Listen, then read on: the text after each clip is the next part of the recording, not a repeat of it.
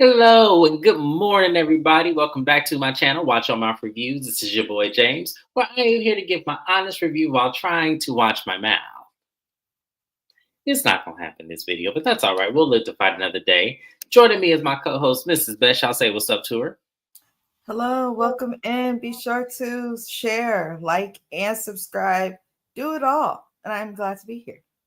Yes, we're happy that you are here on this very first Monday of 2025. So you guys make sure you get that subscribe count. I want to shout out to the 4 subscribers I gained from the Bell Collective review. I don't know who you are, but thank you for subscribing to me. I appreciate you always, and hopefully get that subscribe count up because I'm almost there, y'all. I'm almost there. So, y'all, this is Love and Marriage Huntsville, season 9, episode 10, a Marsoldier versus a Melometer. This episode was so stupid, but that's all right. That's what we're here for. So the scene opens up with Chris and Nell Fletcher. They go out to get themselves some pizza. They talk about, Chris opening up his own real estate firm. He's excited about it. And then the topic of conversation comes up about Martell's housewarming, open house event or whatever he was having. And okay, Kevin Reynolds, Happy New Year. Nice to see you here. And pretty much the whole conversation was Chris Fletcher being the one that kind of linked Trisha and Martell and how that looks because him and Melody were still technically married. And Chris Fletcher pretty much said, I didn't do that. That wasn't how it went down. And even with him explaining how it went down, it still sounded like you was trying to maybe not consciously hook them up, but you did play a part in it. So I want him to really acknowledge that. So it just, Nell's like, well, I know Martell and Melody may not ever get back together, but that is a bad look on us if we were mentoring them for that reason. And then here you is hooking them up with somebody. That does look bad. And Nell also confesses that she also still harboring some feelings about Melody pretty much saying that she wasn't a mentor to her. Hey, Shayna, thank you for joining us, love. We appreciate you being here. Y'all subscribe to my girl, Shayna_MCD. Y'all, she is back at it. I saw at least 3 videos up there. I haven't watched them yet, Shayna, but I know I'm going to catch up with you. So I'm so proud of you. Thank you for coming back. Oh, my goodness gracious. I would have never said this, but okay. Not president of the Creep Squad. He does give those vibes. He does give those vibes. He definitely does, especially how he acts and dresses. He just wants to, he throws rocks and then hides his hands, Chris Fletcher. I'm glad somebody else noticed that. He does. I noticed that Marcel and Melody have a love-hate relationship in this episode. Marcel allegedly has a crush on Melody. And that's what this episode was giving. You know how you have to tease your crush and do little subtle things? That's what Marcel is doing. And it's very obvious. Tisha wasn't around. He showed his ass. He really did. Yes, I think he is creeping and sneaking, but I feel like he does it. Like, this is my opinion on this, and I'm asking this is best for her opinion. I feel like Chris somewhat is living vicariously through Martell. And what I mean by that is that the whole Martell going out and cheating and having this side chick that got pregnant, I think Chris was living vicariously through that because he couldn't do it anymore. That's my honest opinion, because it doesn't make sense why you would even entertain that when the whole premise of you and your wife being their friends was to make sure they stay married, not you trying to get him another side chick on the. So, Mrs. Best, how do you feel about that? I think it's a little bit of that, and I think he's still creeping and sneaking. I really do. Something about him just seems sneaky, and like he is smooth with the gaslighting. Yes. He's too smooth, which tells me he's very experienced in doing things behind closed doors. So I don't know. I'll never trust Chris Fletcher, and to have his wife and have to deal with that, I just feel like he's doing things left and right, but at the same time, I also feel like to an extent he's living vicariously through Martell because he's a little too understanding of the problem areas. Because that's why I feel like that. I feel like you're not saying exactly what you did, but no matter how you describe it, it looks like you set them up. So I don't understand. And that's why I said he's living vicariously through Martell, because to me, it doesn't make sense why you would do that. And then this being your cousin of all people. So it's like, yeah, it's weird. So that was pretty much the end of that scene. We then have a scene where Melody goes to see Maurice. Maurice wanted to meet up with Melody because of his meetup with Martell. He wanted to rehab this conversation because he had felt like Melody was making him the spokesperson of the negative of DUI, which there's no positive, but this is them Scots that we be talking about, where I need to meet their parents because they have a way of flipping things and exhausting people in conversation. And it's just so weird. It's weird because people who are smart don't fall for this. But goes to show you about their wives, right? So he meets up with Melody and he pretty much lets her know that he didn't like the whole premise of her coming at him about his DUI and about this whole situation. And he was saying how much he misses, the old Melody. And she had to stop him right there. She goes, I'm happy. I'm good with my life. And you haven't been around me. You've been around Melody Holt, but you don't know Melody Rogers. And I think that that's what they're trying to, I think not necessarily just Maurice. I think it's somewhat of Tisha. I think it is a little bit of Marceau. And I don't necessarily agree with Kimmy being one of these people, but I think they are trying to hold her captive to who they knew versus who she became outside of her marriage. And that was refreshing to see because she totally turned those tables on him. And I loved every part of that. But for me, watching this scene, it was kind of like he still was trying to pressure her with oh, well, you're not happy with your life. That's why you were coming down on me and my situation. And it was like, I can't watch this scene, you guys. I really had to muster through this because I can't even get through it right now because I see what you're doing, sir. I see exactly what you're trying to do. It's clever, but Melody's too smart for that. This would have worked on Tisha. This would have worked on your wife. This probably would have worked on Trisha, but this is not going to work for someone who can see clearly through you. So she turned the tables on him, like Kevin Reynolds said, because he said that, how did he say it? Because I'm trying to remember this scene in my head, and I'm trying not to look at my notes. I'm trying to be full-fledged and engaged on camera. But he had said something to the extent of that you're not happy or you're not who you portray you are. And he said, yes, include Kim Shane example. And she goes, look at you trying to come at my character and all this. And I was like, yes, Belly, get him, because that's exactly what he was trying to do. He was trying to manipulate you. So because he couldn't manipulate her and make her come down to whatever he was trying to portray her to be, he had no choice but to apologize. And I thought that was the most hilarious got your ass that I've ever seen on TV. Mrs. Best, how did you feel about that scene?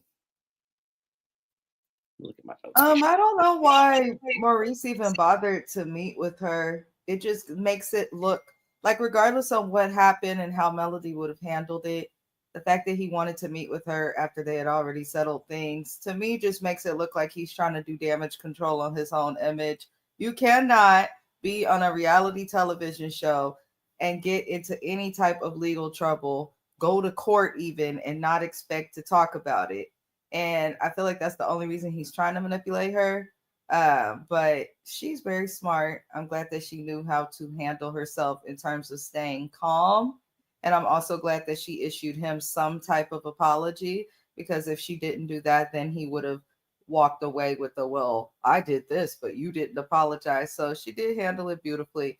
But I don't know why Maurice and Kimmy are on the show, and I will continue to say it. He can't seem to do nothing right. I don't really care for Marceau, but I'd rather watch him than his brother. Well, Marcel actually made sense this episode, so I'll give him some credit when we get to that part. But I just felt like this scene with Maurice, I don't know what he was trying to prove. That was, I think, what I wrote in my notes. I feel like you were trying to make Martell's version of her exist in this moment so that he would have a point, which is why I feel like he met up with her in the first place. I feel like after that conversation with Martell, he was trying to make that point and inference that Melody is bitter and angry still from this marriage. And every time that she comes to one of the members of the group, it's always to pinpoint what they do as a negative. That's what I really feel like he was trying to do, and it just didn't work. Well, why would you try and do that now? now that she's gone around speaking about something you did, now suddenly you want to make a point that you've been making in your confessional season after season since the Yes, girl has been divorced. So it he just needs to leave the show. He's so boring to watch. He don't want to talk about his marriage, and his wife is wishy washy. They could go. they really can, because that's what I said. This was an epic film. I don't know what he like. I really don't know why he thought this was gonna work.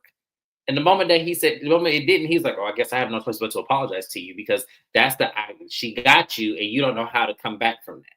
So all you can say is, I'm sorry, Mel. That's all you can say." Because she's right. You don't know her life now. You don't know where she is in her state of mind. Y'all haven't been together like one on one in years. So it's like you're speaking on who she was when she was married. And that no longer is because she has been married in what 3 years now. So it's yeah, it was so pointless. Like so egg on Marie's face. I loved every minute of it. Is there anything else you want to add before I move on? Mm, No. okay, very good. Let me see. Where am I? Oh yeah, my favorite part of the whole episode. So Maurice and Chris Fletcher meet up with Marquez, and the reason why Chris Fletcher wanted Marceau there is to maybe get another male point of view for Marquez in this whole situation, and that's it. And that's the right person for this because Marceau once again shocked me this scene. So let me set it up for y'all. Whoops. Let me set it up. So basically, Marquez walked in, and immediately that hug between him and Marceau was so awkward. When Marceau grabbed that head, I said, "Marceau, you play too much." And when he pulled open his chair, I said, I said, "Marceau, you trolling. You are trolling us and these people. I'm looking at you like, boy, if you don't cut this out." But um the scene they talk about, the barbecue that Trish and Ken have for their kids and how, emotional and how tough he was acting, which I didn't really get tough. Emotional, yes, I definitely got. And so they were kind of confused on what he really was acting like. And Marcel pretty much asked him, "So what exactly were you trying to accomplish? Like, what was your, what was your goal?" And he was basically saying around the, being on the bush, he goes, "It's hard for me, it's a trigger for me." And they asked him, "Well, why is it a trigger for you? Is it because initially you thought you were going to leave the situation and think Trish was going to be waiting on you?" Now, I do believe that. I do. I do believe that. I do think that Marquez did, check out of his marriage because she probably was going through a lot of emotions and probably some of Ken as well. And he just didn't know how to compartmentalize that. So he thought if he just leaves, she would just miss him. And then when he got back, everything would go back to normal. I do believe it's that. I definitely believe it's that. But Marquez is not going to admit that because then they would actually have to admit that he was someplace of blame. And he's not trying to take blame of why his marriage failed. So that happened in that point of the conversation, and Mark Marcel pretty much told him like, "Look, if you were really emotional about your kids, if you were really emotional about the situation that they're in, you would have never left. You would have made sure that you were there every give and take of that moment, regardless of how you and Trisha ended up. You would have been there. You would have said, you know what? These are my kids and I'm here." Like same way Martell will cry when he doesn't have his kids at the well-being of him. He loves his kids. He's always going to champion his kids. They don't see that from you. So how are we supposed to believe that you really do miss your kids and it's all about them when the point of Trish and Ken triggers you that keeps you away? And that's what I see as well. And that's what I'm gonna hold Marquez to because I feel like regardless, even if Kim wasn't in the picture, I feel like you leaving would have still ended up in the same result. She would have just found somebody else. Now, that doesn't take away my feelings against Trish because I do think that there is a part of her that did cause this too. I'm not saying it's all on Marquez. I think it's both of them. So, however, this conversation happened, got to Mel. He was saying, "Oh yeah, Melody was looking good," and then they were talking about hooking him up with Mel, and I was like, "That's never going to work, sir. You might as well go past that. That's never going to happen." Melody does not want someone who is emotionally unstable because she had that. She doesn't want someone who is, according to the show, broke because she had that. So why would she want you? Why would she repeat the same flaws that you have in addition to her husband having those same flaws. That doesn't make sense to anybody. So he was like, "Yeah, Marcel, hook us up." And he's like, "How am I supposed to do that, Marquez? How am I supposed to do that?" And he was like, "Oh, I don't know. I guess I'll just figure it out." And Marcel was just like shaking his head. I was with Marcel this entire time. I said, "This dude don't know what he wants. He really don't." And I feel like he wants Trish back. I do. After seeing this, this is very evident. He wants Trish back, or he wants her to just be alone like him. It's one of the two. I don't know which one it is. But Mrs. Best, how'd you feel about this scene? The same. I don't think that Marquez even wants any other woman. I feel like he stepped out on a leap of faith. It seemed like he's spoiled. It sounded like his parents have helped them a whole Yeah. bunch from what Trish has explained. So he probably spoiled and used to people being there for him. I feel like him and Trish went through a bad time in the marriage, and he probably left this time. And it does seem like he fully expected to like come back and be able to work it out, and she just done up and moved on. But if we pay attention to the story, it sounds like he has a beef. It feels like Trish and Kim were together at a time that maybe he and her were having problems but not fully broken up. So I feel like that's probably why he's so bothered. But obviously he cared for this woman, because why else would you be here on this TV screen dealing with the disrespect from Ken, which Ken has been disrespectful. Because in my Mhm. opinion, Ken don't need to be having such a vocal opinion. Be good to the kids, but stop bringing up every little thing you do for them, and stop expecting for the things that you Mhm. choose to do for these kids to be praised. That's still their dad. So I don't know. Marquez is all over the place. I feel like a piece of him just wants to be on TV, but I also feel like the other piece of him wants his family back. Yeah. Uh, he is extremely emotional, and he makes me agree with Marcel, which annoys me. But you know, what can we do? Marquez is weird and goofy. He's wearing and he's unhinged. And I'm starting to be like, okay, because I don't like Trisha. I'm gonna be honest, I don't like Trisha, but I can't fault her for everything when there's two people in the relationship. I just can't do that. It's easy to point out her flaws in this relationship with Ken that was questionable from the start.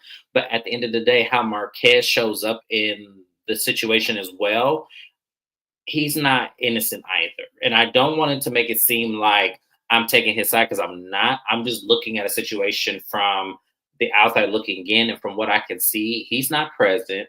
He's not somebody that I feel is realistically like stable enough to even be on TV, but just in everyday life, there's something going on with him that he needs to really get looked at.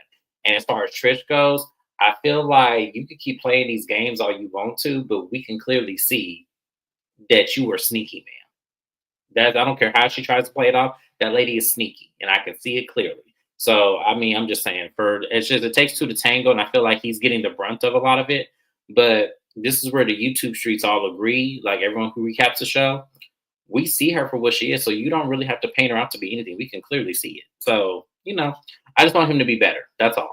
Just be better, Marquez. Anything you want to add before I move on? No, I agree with everybody. He probably do want to be on TV, Shayna. That's what I, I'm starting to get yeah. from him. I do think he loved Trish, but I think he more so loved the convenience of the toxicity, because I don't feel like this the first time he done dipped off for the family. But he Mhm. does give the energy of wanting to be on TV. And that's a problem for me. That's going to be a problem because I see that, but I don't want to really dive into it because we really still don't know him fully, the same way we know Trish fully. So I kind of feel like I want to agree with that, and I can kind of see it, but at the same time, there's something else that's not missing. It's a missing puzzle piece, and we can have an idea of what it looks like, but we still don't know if it fits. That's how I'm gonna look at that. Moving on from there, it's Mimosas with Melody's event. Um, she invited the entire cast to be there this time because she didn't do it the previous time. So the entire cast, with the exception of Tisha, she was not there. We know Destiny was not going to be there, but Kimmy and Maurice show up. Trisha and Ken showed up, and I didn't know what Trisha had on, but I said, okay, I think she misunderstood what the event was, but okay. Um, Marcel shows up without Tisha. Tisha was actually in Vegas with Wanda. And I'm like, oh, okay, well, thank God, because she probably would have hated the entire time. And then we had a surprise visit from somebody I totally forgot, and y'all, for a moment, just for a split second. And I'm glad Shayna's in this live. I thought that was Tiffany. I thought that was Tiffany when she was walking up in that pink and I saw that hair. I said, "Oh my God, Tiffany's here." And when I looked at her again, I said, "Oh, that's Sunny." I must say, Sunny, that was a much better hair choice. Much better hair choice on you. You look very, very pretty. I must say. I was happy to see Sunny. Not really, but yes, she looked very nice. I'm gonna say that. But I really thought that was Tiffany. I got excited for nothing. I really did.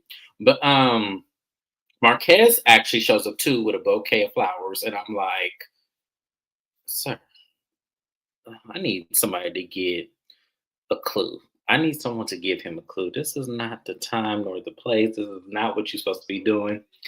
Y'all gonna stop talking about my Tiffany now. I done told y'all this is the Tiffany channel. I love me some Tiffany. I don't care what nobody say. Talk about dodging a potential bullet going down a rabbit hole. Y'all gonna leave me alone about my Tiffany now. I done told y'all. I done told y'all. But anyways, the event goes on. Melody has a couple of entrepreneurs who own businesses. They're all giving a speech, and then Marceau is being a clown at this point, just teasing and saying, "I thought, what? This sounds like the business black expo we just threw." And Maurice had to tell him, no, she expanded this to a business. So now it's co-ed and she has other entrepreneurs on the, panel as well. And he goes, oh, okay, okay. We do not want to hear about Tiffany though. I knew Shada was gonna give you a hard time, but I thought that was Tiffany. I ain't gonna lie, I really did. I didn't pay close enough attention. And I said, oh my God, Tiffany here. And then when I actually looked at her like clearly, I said, oh, that's Sunny. That's not Tiffany. That's Sunny. So the scene then goes with Trish and Kim. We see them, on their phones, I guess trying to send the kids some money. And Marquez comes over to speak to everybody. Ken surprisingly gets up, gives them a little half hug, and Trish completely ignores him. Like she goes, "Okay, hi," shakes his hand, and I say, "You didn't have to be that damn cold." Like, okay, Trish, okay, and he was talking about, oh, I'm here as well. I'm surprised they sat y'all all the way over here, but I'm just gonna go back to my side. And so Maurice said, he typically does not like to give advice before knowing the full situation, so he apologized to Ken. And I'm looking at Maurice like, oh gosh, here we go. And Kim was like, yeah, Steve, like he don't come around still. You see how he here, he don't show up for them kids. And I'm trying to send his kids some money right now. Like I'm trying to do all this. And he ain't see the early 30-year-old would have whooped his ass by now. And I'm looking like, how we get here? How we get here? And why is this your frustration? Why are you so mad you got to send money? I thought you cared about the kids. If you right. Why are you mad you got to send money? Like the energy does not match. They just looking for a storyline at this point. Or they're leaving something out that we're not seeing. I mean, it's clear, he's unavailable and not supportive financially. Like all that is clear. But the hostility does not match, y'all. I'm sorry. You would have thought this was Ken's husband. Like you would have thought this was Ken's baby dad. The way he is fighting this struggle. And I'm like, you're more mad than Trish in this situation. Because Trish already know what it is. And seeing that right there, when I was looking at Trish, I said, I know what this is now. I figured it out. See, the problem is Ken does what Marquez does not do. And then at the same token, Ken doesn't do what Marquez does. And that's why she's conflicted with not wanting to immediately marry him once she gets the divorce from him and why she's stalling. I figured it out because I was like, it does not make sense to me. And I feel like whatever Marquez does that Ken does not is what she's attached to. I don't know what it could be, y'all. It could be sex. It could be, I don't know what it is. But I noticed that right in that moment. I said, oh, I see what's going on here. You're angry with him because he doesn't show up the way Ken does. But at the same time, with Ken, you don't quite want to take that next step because Ken doesn't do what Marquez does. And whatever that is, you're still holding on to it. Because even with the flowers thing, it bothered her. I don't want to say it bothered her, but she kind of felt away. Because I would even hadn't cared. Because if you over this man, why you care you bring Melody some flowers? Why is Callis put because and and that's why I'm saying it makes me feel like, do you want this man? Like, are you in love with this man? Like what are we looking at here? It, I'm glad someone thinks that that makes sense. Mrs. Best, do you think that makes sense what I just said? A little bit, yeah. Ken don't have no reason to be this mad. So anything is possible, in my opinion, with them. I'm talking about the Trish equation. Like, do you think what I said about Ken does what Marquez will not do, but he doesn't do what Marquez will do? And I think that's what she's still holding on to. No, I agreed with that as well. I definitely Hmm. agreed with that as well. And that's probably why she's not marrying him. Um, Personally, all the men involved should be able to see that this lady does not know what she wants at this time. Neither of them should be dealing with her, but they seem to both be wanting to deal with her. I just, it's hard to have an opinion for me because I feel like so much is being left out from both sides of the story. Hmm. So it's hard for me to gauge, but yeah, that does make sense. Because like, and I agree with you. That's why I came to that conclusion because I was like, it does not make sense, y'all. Like I get being upset about absentee fathers, and I get when you're in the situation, you're showing up always, which he voluntarily did. No one put a gun to Ken's head saying, "Hey, be there for that woman and her children." He knew that that came with the package. So you being angry, even if you was angry on Trisha's behalf, it does not warrant this kind of energy where you actually think you want to get physical with this man because that may be better than maybe understanding why him and Trisha are in this situation because we still haven't gotten there yet.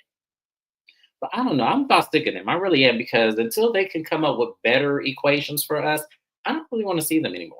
I don't. I need to know more. And I feel like as I said, I blame Marquez about 70% and Trisha get about 30. That's how I'm that's where I'm at right now until I see more.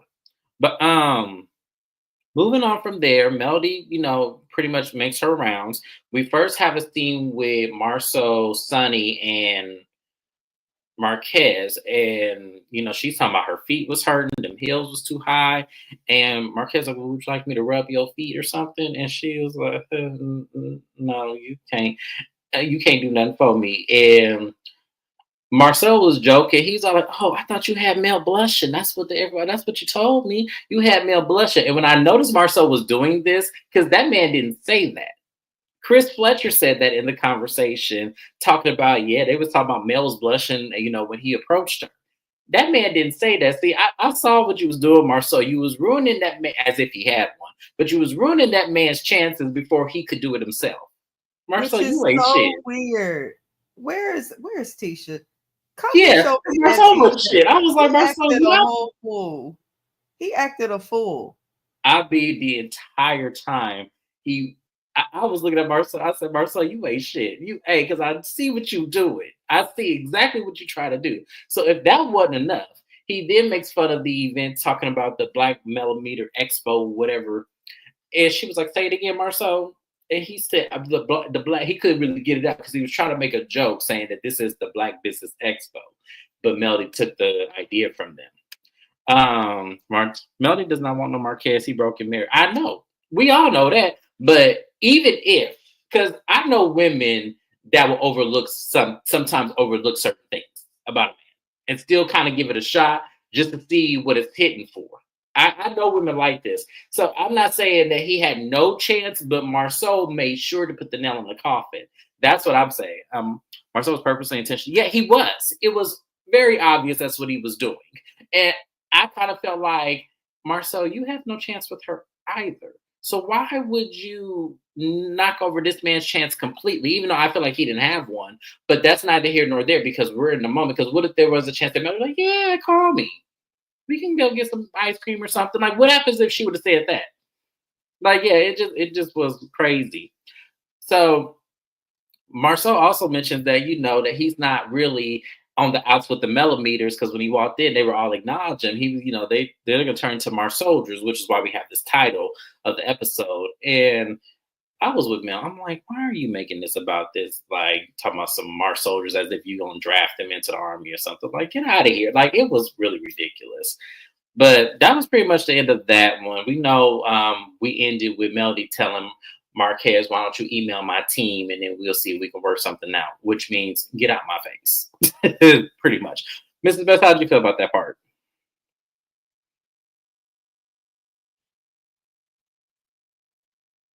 Oh, the app messing up, y'all. She went off mute now.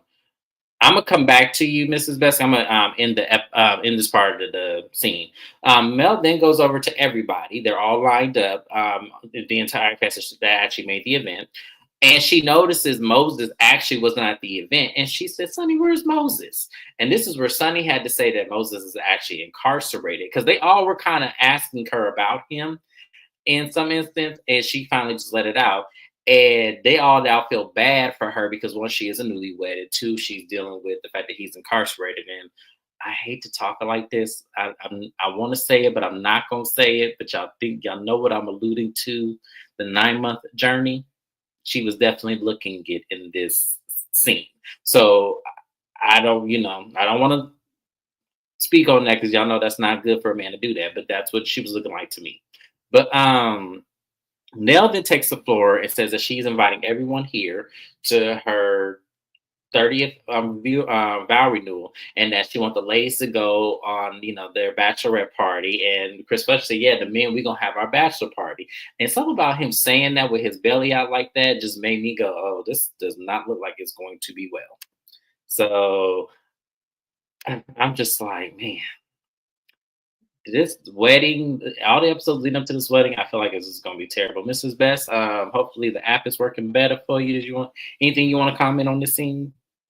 I don't care about Nell in this wedding. Nell get on my last nerve. I don't know what it is about this little woman, but she gets on. She make my teeth itch. Shade.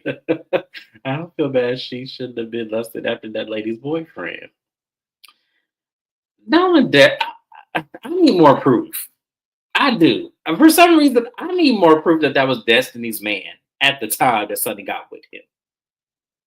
I need to know what the context of that relationship was. I do. It's not that I don't trust Destiny. It's not that I don't believe Destiny. It's just something about it just did not seem like it was what Destiny is making it to seem like. It just doesn't to me. And maybe I could just be not that empathetic with Destiny because I really don't care for her, but it just did not feel like that to me. Like I just feel like it was given more so, you know, hunching, throw $200 on the counter, not calling her a 304, but it just seemed like, how you got a friend with benefit of two that you can call up with a Rolodex when you need it. That's what it was giving me. But I could be wrong, and I could have been Destiny's man. I don't know. I'm just saying for me, I need more context. I really do. I just need more context on that. Because as I said, I think Sunny downplayed their relationship, her Destiny's relationship. I do think she downplayed it. Absolutely. I think that she's wrong in that instance. But as far as the whole Sunny and Moses thing and how Destiny, I just need more. I just need more.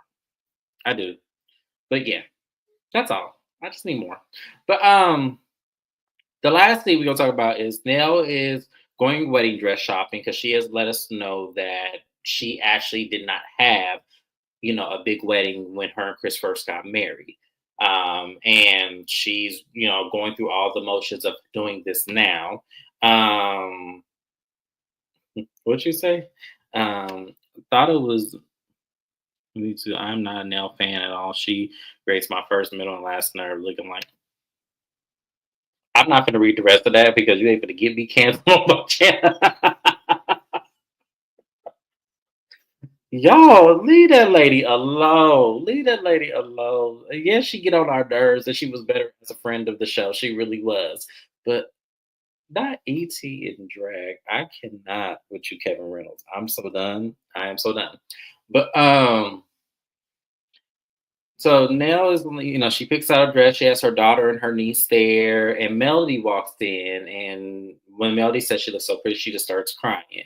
And I'm like, what is we crying for? Like, you act like you just met this man for to get married tomorrow. Like, what is going on? So she talks to Melody, and she said that, she didn't like when Melody downplayed her mentoring her because it was Melody's words first. And it was, I think I remember the episode where Melody did say that the relationship that they had with the Fletchers is they were mentors to her and Martell. So regardless of how you and Martell ended up, that lady still did give you advice and mentored you as the elder and as the person who's been married and also went through infidelity herself to try to see if you guys had a chance. So I did agree with Nell that she did downplay it and it hurt Nell's feelings. And Melody was like, well, maybe you weren't a mentor necessarily to me, but maybe more so for Martell because he was the one that was messing up. Maybe in that instance, I can see what you're saying. And I hate that you waited so many weeks to want to apologize for me because you would have had it then had you just told me that that bothered you. And I agree with Melody there as well. But at the same time, it still doesn't take away that you did downplay and hurt that lady's feelings. Hey, bro, it's your baby says, hey. Thank you for joining. We appreciate you. But yeah, in terms of that, that's pretty much the episode, y'all. That was pretty much it. Did I leave something out? Did I miss something? Your face. Because I'm trying to figure out if I'm missing something in this conversation because I didn't write this down. I think you did pretty good. I mean, it sounded like what was in the episode. The episodes have been weird lately. It's like they're trying to keep it going when they needed to end it. Stop. I'm not capping for no nail. I'm just saying that I'm on the side of right. I'm on the side of right. I do remember Melody saying that. I do. I remember Melody saying it's probably when she threw that glass at Martell is when she said it. I remember in some context of that saying, and I can understand if I'm your friend and you use the word mentor and I grab a hold of it, that's where I'm going to get my feeling hurts because you just downplayed me from a word that you gave me. So why would I not have any feelings towards that? So I understand her in that instance. I do because, Nell did say before they were full-time cast members. I know I wanted to let it go too. Because obviously what you're trying to get out of her, she has no capacity to give you. But at the same time, I'm on the side of right. And if that's what it was, then she needs to continue in that same space. That's all I'm saying. Look, I'm just saying, like, we have to understand this is reality TV and these people are real friends. So, regardless of for the camera, no, I understood what you said, Shayna. I understood that you've been Mel. Yeah, she did say it. That's what I'm saying. Like, no, Nell can have this little moment, y'all. When okay, so it was that. That's what I was thinking. I know I heard her say that. I know I heard. I'm not tripping. See, Kevin Reynolds, I know I wasn't tripping. Mrs. Best, anything you want to add to that, Steve, before we go ahead and move on to the next live? No, sir. All right. Well, y'all, that was pretty much it. That was Love and Marriage Huntsville. This whole crazy season. I'm just ready for the reunion. I'm ready for the reunion. I'm going to try to get me, Shayna, and Mrs. Best for at least one of those 3-part reunions. So y'all look out for that because we're going to go in where it goes in. So, Shayna, I'm going to check your DMs for me, my love. I know I've been slipping, but check them because I'm going to set this up when I find out the dates. I don't know the date of the reunion. That's why I haven't said anything. I'm still waiting to see when that is. But yeah, they air the dates like at least midway through the season. So I don't know why they haven't yet. I don't know if we're going to be on another hiatus with them. I don't know what's going on with Love and Marriage Huntsville. But as soon as I know the dates of the reunion, then I'll reach out to you so we can get up here and get these foods together. But thank you guys for watching. I appreciate everyone. Make sure you like, comment, and subscribe, especially if you're not subscribed to me and you watch me all the time. Subscribe to my channel. It don't hurt nothing. I'm telling you, it's one little click. That's all you got to do. That's all I ask. It's free. I ain't charging nobody nothing because this is just for the entertainment. This is me and my best friend just having a conversation of what we thought. And then we got other best friends in the, comment section here. My favorites, all of y'all. And we missing a couple of them, but that's okay. They busy people, so we get it. But thank you guys once again. I appreciate it, and I'll see you on my next live. Bye-bye now.